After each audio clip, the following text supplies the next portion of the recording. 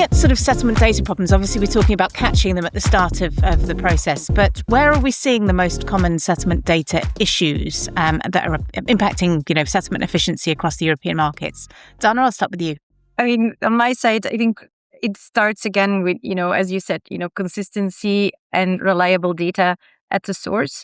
I think it's also not always bad data. I think the data can be correct in one system, but then can be interpreted wrongly in the other system. And it brings me again on operability and agreements on how data will be shared. SSIs play a very big component in that.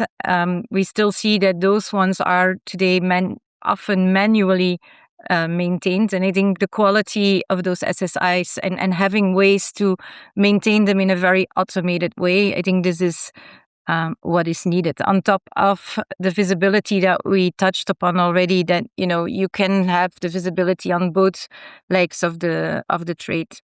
Sure, MJ, SSIs, big topic for you guys.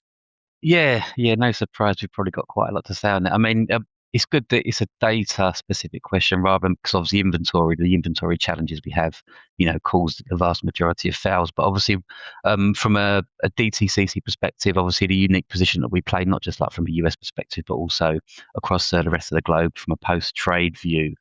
We've built amazing relationships with most of the key CSDs across Europe now. And it's interesting, when you speak to some of the ICSDs, they do advise that 25% of their trade failure is due to incorrect SSIs or an incorrect PSET being included on the instruction.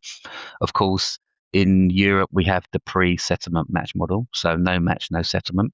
So again, in being able to fix those issues, giving people easy access to SSIs, and like I said before, including as much information in that post-execution match as you can, potentially agreeing the place of settlement or the PSET that you want to use, getting that agreed on T0, and then as long as everything matches and it's agreed and it can be sent down to be, the trade instruction can be sent to the CSD or the settlement network to settle, then obviously that allows more time for that pre-match to happen, or to the earlier point, an exception to be identified. I mean, if you look at SSIs in general, I think people forget how intrinsically important they are to the whole settlement cycle, which is why obviously we've got the alert database. It's got over 17 million SSIs in there now. We're really glad that we've built really, really deep, meaningful relationships with the global custodians, as well as the prime brokers that tend to be, the unique golden source of the SSI information, because it's their data that's being used to settle. We've got nearly 60% of the SSIs in the alert today are owned and come from those golden source providers. And again, if you can get SSIs correct, PSET match, PSET locked in, or at least agreed, before it gets to that pre-settlement cycle at the CSD, you then potentially see that SSI dynamic actually solving some of the inventory problems that we have today. So yeah, fingers crossed, people do spend a lot of time focusing on their SSI process, especially as we get closer to T1.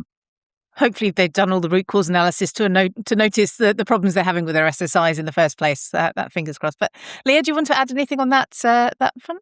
Yeah, one area that not everyone touches on, but holidays. We're talking about quite a lot of countries around Europe. And so here, do we all have a golden source calendar that we attach to our order management systems? Are we actually aligning with certain bank holidays, certain locations that potentially might not allow the trade to settle the very next day? You might need to delay it by a day. And I think this is another one where, some systems might have something coded on them, and when it comes to the actual day of settlement, it's incorrect, it's not matching. That might be one of the major issues with settlement as well.